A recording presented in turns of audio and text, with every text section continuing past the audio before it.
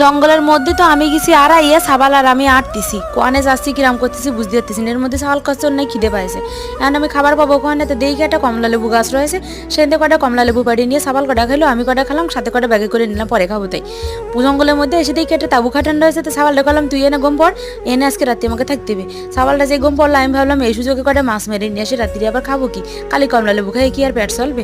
ও মা দেখি একটা নেকড়ে আসতেছে আমার সাবালটারে খাওয়ার জন্য। আমি তো ঠিক পাইনি, আমি তো মাছ মারতেই রয়েছি। এর মধ্যে দেখি নেকড়েটা এসে আমার সাবালের কানের কাছে এসে ঘেউ ঘেউ করে ডাকতেছে।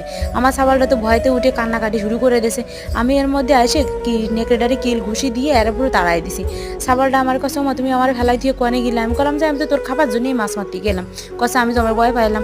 তো তারপরে আমরা মাছ পোড়াই খেলাম, একটু চাটাগুলো খেলাম। মা এর মধ্যে দেখি আকাশের তো পুরো ফটফট করে উঠেছে। কি আছে কদিন আমাকে নেওয়ার জন্য পেলে না আসে পেলে আর কষে কি তোরা সব ওটা তোকে নিয়ে যাবো। তো ভালো লাগলে লাইক কমেন্ট শেয়ার করে দিয়ে।